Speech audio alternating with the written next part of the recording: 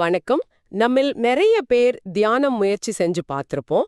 மனசை அமைதிப்படுத்தணும், டென்ஷனை குறைக்கணும்னு ஆரம்பிப்போம். ஆனா ஆமா, கண்ணை மூடி உட்காண்டா மனசு இன்னும் 1000 மடங்கு வேகமா ஓட ஆரம்பிக்கும். எண்ணங்களை சும்மா கவனிங்கன்னு சொல்றது சுலபம். ஆனா நடைமுறையில அது ரொம்ப கஷ்டமா இருக்கு இல்லையா? கண்டிப்பா. அந்த இடத்துல தான் நிறைய பேர் தியானத்தையே விட்டுடுறாங்க.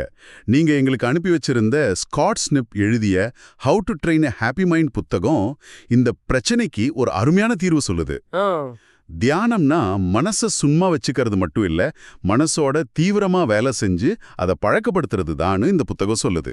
இது கேட்கவே சுவாரஸ்யமா இருக்கு. ஏன்னா தியானம்னாலே ஒரு மத ரீதியான விஷயம்னு ஒரு பார்வை இருக்கு. ஆனா இந்த புத்தகத்தோட ஆசிரியர் ஒரு மத நம்பிக்கையாளர் இல்ல, ஒரு டெக்னாலஜி துறையைச் சேர்ந்தவர், ஒரு சந்தேகவாதி. ஆமா, அதுதான் முக்கியமான பாயிண்ட்.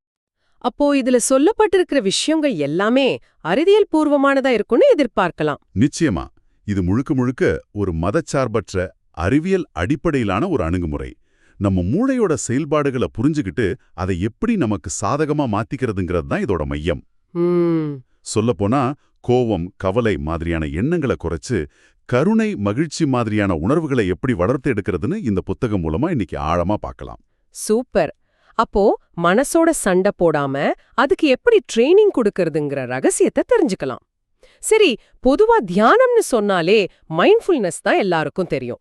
ஆனா இந்த புத்தகம் அதை தாண்டி வேறொரு விஷயத்த முன்னிறுத்துது இல்லையா? ஆமா, கரெக்ட். இந்த புத்தகம் தியானத்தை 2 முக்கிய வகையா பிரிக்குது. முதல் வகை நமக்கு நல்லா தெரிஞ்சதுதான், நிலைப்படுத்தும் தியானம், அதாவது ஸ்டேபிளைசிங் மெடிடேஷன். இதுதான் இந்த மைண்ட்ஃபுல்னஸ்.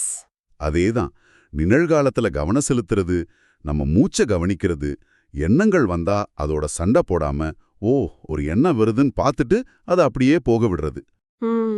இது ஒரு கொந்தளிப்பான குளத்துல இருக்கிற தண்ணியை அசையாம விட்டு சேரெல்லாம் அடியில படிய வைக்கிற மாதிரி. மனசை அமைதிப்படுத்த இது ஒரு முக்கியமான முதல் படி. ஓ, குளத்துல சேரு படிஞ்சிடுச்சு, தண்ணி தெளிவாயிடுச்சு. ஆனா அடியில இருக்கிற சேரு அங்கதானே இருக்கு. அது என்ன பண்றது? இந்த மைண்ட்ஃபுல்னஸ் மட்டும் செஞ்சா அந்த பிரச்சனைக்குரிய எண்ணங்கள் திரும்ப வராதா? அருமையான கேள்வி. அங்கதான் 2வது வகையான தியானம் வருது. அதுதான் பகுப்பாய்வு தியானம், அனலிட்டிக்கல் மெடிடேஷன். பகுப்பாய்வு தியானம். ஆமா, இதுதான் இந்த புத்தகத்தோட இதயம்னு சொல்லலாம். இங்க நீங்க தெளிவான தண்ணி வழியா குளத்தோட அடிய பாக்குறீங்க. அந்த சேரு ஏன் உருவாச்சு, அதுல என்னென்ன இருக்குன்னு ஆராய ஆரம்பிக்கிறீங்க. ஓ, அதாவது உங்க எண்ணங்களை சும்மா கவனிக்கிறது மட்டும் இல்லாம அதை கேள்வி கேட்க ஆரம்பிக்கிறீங்க. இந்த எண்ணம் உண்மையா? இது எனக்கு உதவுதா? இதைவிட ஒரு சிறந்த எண்ணத்தை என்னால உருவாக்க முடியுமான்னு மனசோட ஒரு உரையாடலை நடத்துறீங்க. ஒரு நிமிஷம், மனசோட உரையாடல் நடத்துறதா? இது ஏதோ மனச கட்டுப்படுத்த முயற்சி பண்ற மாதிரி இருக்கு. அது நம்மள இன்னும் அழுத்தத்துக்குள்ளாக்காதா? புரியுது. எப்படியாவது நல்லதையே நினைக்கணும்னு கட்டாயப்படுத்துறது ஒரு விதமான டாக்ஸிக் பாசிட்டிவிட்டி மாதிரி இல்லையா? ரொம்ப முக்கியமான சந்தேகம். இது கட்டாயப்படுத்துறது இல்ல, பழக்கப்படுத்துறது. இதுக்கு பின்னால இருக்கிற அறிவியல் விஷயம்தான் நரம்பியல் நெகிழ்வுத்தன்மை, அதாவது நியூரோபிளாஸ்டிசிட்டி. நியூரோபிளாஸ்டிசிட்டி. ஆமா, இத சுலபமா புரிஞ்சுக்கணும்னா நம்ம மூளையோ ஒரு புல்வெளி மாதிரி கற்பனை பண்ணிக்கோங்க. நீங்க தினமும் ஒரே பாதையில நடந்தா, அதாவது ஒரே எதிர்மறை எண்ணத்தை திரும்ப திரும்ப நினைச்சா, அந்த இடத்துல புல்லெல்லாம் போய் ஒரு ஆழமான தடம் உருவாகிடும். ஆமா, அப்புறம் நீங்க அறியாமலேயே உங்க கால் அந்த பாதைக்குள்ளதான் போகும். அது ஒரு பழக்கமாயிடும். அதேதான், பகுப்பாய்வு தியானம் என்ன பண்ணுதுன்னா, இனிமே நான் இந்த பழைய தடத்துல நடக்க போறதில்ல, பக்கத்துல புதுசா பசுமையா ஒரு பாதையை உருவாக்க போறேன்னு நீங்க உணர்வுபூர்வமா முடிவெடுக்கிறதுக்கு உதவுது. ஓ, புது பாதையை உருவாக்குறது. ஆமா, ஆரம்பத்துல புதுப்பாதையில நடக்கிறது கொஞ்சம் கஷ்டமா இருக்கும். ஆனா போக போக அந்த புதுப்பாதையை ஒரு நல்ல ஆழமான தடமா மாறிடும். இது மனசை அடக்கிறதில்ல, மனசுக்கு ஒரு புது வழியை காட்டுறது. இது கிட்டத்தட்ட அறிவாற்றல் நடத்தை சிகிச்சை, அதாவது காக்னிட்டிவ் பிஹேவியரல் தெரப்பி வேலை செய்யற விதம் மாதிரி தான். உங்க எண்ண ஓட்டத்தை மாத்துறது மூலமா உங்க உணர்வுகளையும் நடத்தையையும் மாத்துறீங்க. வாவ், அந்த புல்வெளி உதாரணம் ரொம்ப தெளிவா புரிய வைக்குது. இது வெறும் மன அமைதி இல்ல, மனச மறுசீரமைக்கிற ஒரு செயல்முறை. கரெக்ட். இந்த புத்தகத்தோட ஆசிரியர் ஸ்காட் ஸ்னிப் அவரே ஒரு பெரிய சந்தேகவாதியா இருந்துதான் இந்த பயணத்தை தொடங்குனதா சொல்றாரு. தலாய் லாமாவோட ஒரு சொற்பொழிவுக்கு போயிருக்காரு. அப்போ தலாய் லாமா பேச ஆரம்பிச்ச முதல் வார்த்தையே யாரும் பௌத்தர்களா மாற வேண்டாங்கிறது தான். ஆமா ஆமா, அது ஆசிரியருக்கு ஒரு பெரிய திறப்பா இருந்திருக்கு. நான் சொல்றத அப்படியே நம்பாதீங்க, நான் சொல்ற பயிற்சிகளை நீங்களே செஞ்சு பாருங்க, உங்களுக்கு அது வேலை செஞ்சா எடுத்துக்கோங்கன்னு தலாய்லாமா சொன்னது மதச்சாயம் இல்லாம இது ஒரு மனப்பயிற்சியா மட்டும் பார்க்க அது உதவி இருக்கு. சூப்பர். அப்போ இத முயற்சி செஞ்சு பார்க்க விரும்புற உங்களுக்கு இந்த புத்தகம் ஒரு 10 நிமிஷ பயிற்சிய எப்படி கட்டமைக்கலான்னு ஒரு வழி காட்டுது. அத ஒரு பட்டியலா பார்க்காம ஒரு உரையாடல் வழியா அதை எப்படி அணுகலான்னு பார்க்கலாமா? நிச்சயமா. முதல்ல பயிற்சியை தொடங்குறதுக்கு முன்னாடி மனரீதியாவும் உடல் ரீதியாவும் நம்மள தயார்படுத்திக்கணும். முதலாவது இருக்கை நிலை, போஸ்டர்.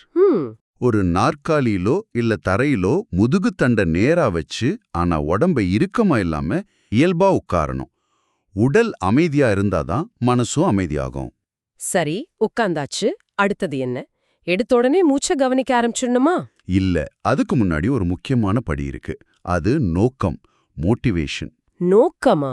ஆமா, நான் ஏன் இந்த தியானத்தை செய்ய போறேன்னு உங்களுக்கு நீங்களே கேட்டுக்கிறது. என் மனசுல இருக்கிற குழப்பங்களை குறைச்சு தெளிவடைய இந்த நேரத்தை ஒதுக்குறேன்.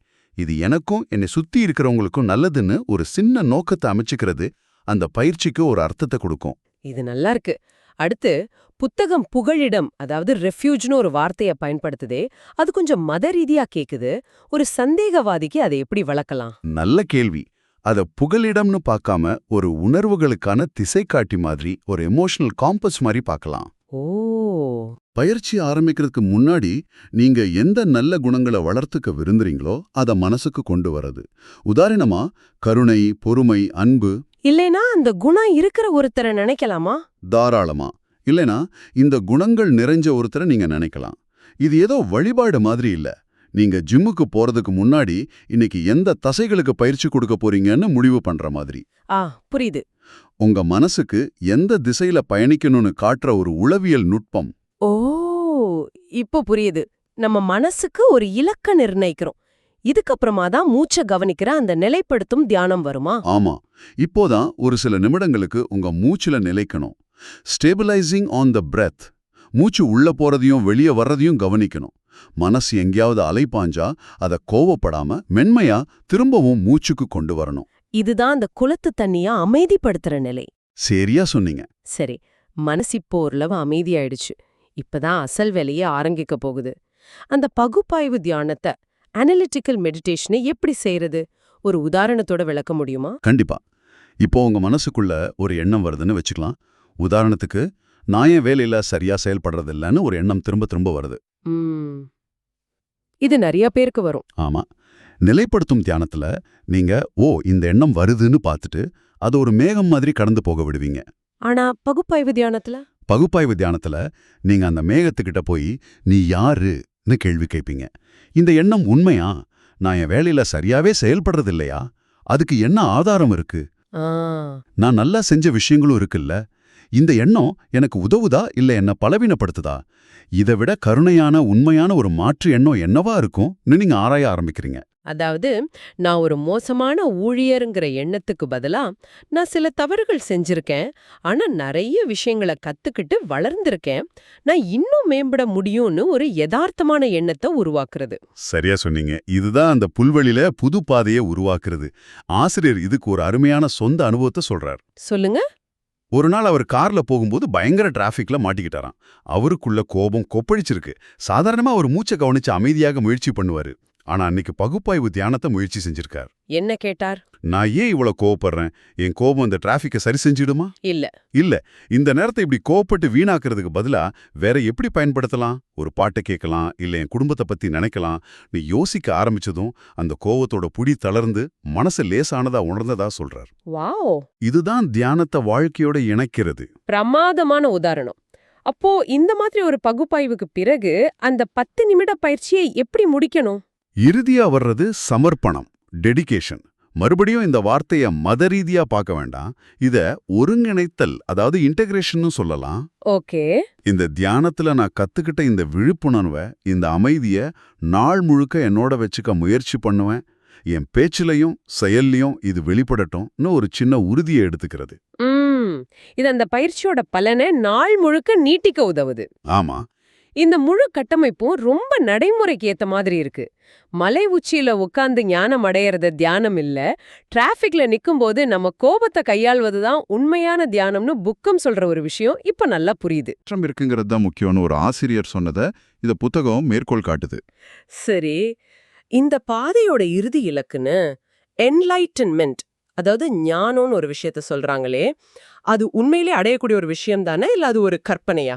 புத்தகம் அதை ரொம்ப யதார்த்தமா அணுகுது. என்லைட்டன்மெண்ட்டுங்கிறத ஒரு இறுதி புள்ளியா, ஒரு கோப்பையை ஜெயிக்கிற மாதிரி பார்க்க வேண்டாம்னு சொல்லுது. அப்போ எப்படி பார்க்கணும்? அதுக்கு பதிலா அத விழிப்புணர்வு, அதாவது அவேக்கனிங்னு புரிஞ்சுக்கலாம். இது ஒரு நிலை இல்ல, ஒரு தொடர்ச்சியான செயல்முறை. நேத்து இருந்ததை விட இன்னைக்கு கொஞ்சம் அதிக கருணையோட, கொஞ்சம் அதிக புரிதலோட இருக்கிறது. இது ஒரு பயணம். ஆமா, இது ஒரு பயணம், சேர வேண்டிய இடம் இல்ல. தலாய் லாமா சொன்ன ஒரு விஷயம் ஞாபகத்துக்கு வருது. அவர்கிட்ட உலக அமைதி சாத்தியமான்னு கேட்டப்போ அவர் சொன்னாராம், சொல்லுங்க. உலக அமைதிங்கிறது ஒருவேளை அடைய முடியாத ஒரு இலட்சியமா இருக்கலாம், ஆனா அந்த இலட்சியத்தை நோக்கி வேலை செய்யறவங்க எந்த இலக்கும் இல்லாதவங்கள விட பல மடங்கு அதிக முன்னேற்றத்தை உருவாக்குவாங்க. அதேதான் இங்கேயும் பொருந்தும். முழுமையான விழிப்புணர்வு நம்ம அடைஞ்சிருவோமா இல்லையாங்கிறத விட அதை நோக்கிய பயணமே நம்மள ஒரு சிறந்த மனிதரா, இன்னும் மகிழ்ச்சியான ஒருத்தரா மாத்தும். அந்த பயணம்தான் முக்கியம். அப்போ ஸ்காட் ஸ்னிப்போட how to train a happy mind புத்தகத்துல இருந்து நீங்க எங்களுக்காக செஞ்ச இந்த ஆழமான அலசல்ல இருந்து எடுத்துக்க வேண்டிய முக்கியமான விஷயம் இதுதான் நான் நினைக்கிறேன். தியானம்னா மனச காலியாக்குறது இல்ல, மனச பயிற்றுவிக்கிறது. ஆமா, இதுக்கு எந்த மத நம்பிக்கையும் தேவையில்லை, நம்ம மூளையோட செயல்பாடுகளை புரிஞ்சுக்கிட்டா போதும். சரியா சொன்னீங்க. நிலைப்படுத்தும் தியானம் மனசுக்கு ஒரு பிரேக் போட்டா, பகுப்பாய்வு தியானம் மனசுக்கு ஒரு புது வழியை காட்டுது. இந்த ரெண்டும் சேரும்போது அது நம்ம மன ஆரோக்கியத்துக்கு ஒரு சக்தி வாய்ந்த கருவியா மாறுது. இது உண்மையிலேயே சிந்திக்க வேண்டிய ஒரு விஷயம். உங்களுக்கு ஒரு கேள்வி. உங்க மனசுக்குள்ளே நீங்க செய்யற இந்த சின்ன சின்ன மாற்றங்கள், அதாவது புது பாதைகளை உருவாக்குறது, உங்க வெளி உலக உறவுகளை, நீங்க வேலை செய்யற விதத்தை, வாழ்க்கையை அணுகிற முறைய எப்படியெல்லாம் மாத்தக்கூடும் நினைக்கிறீங்க? இத பத்தி கொஞ்சம் யோசிச்சு பாருங்க.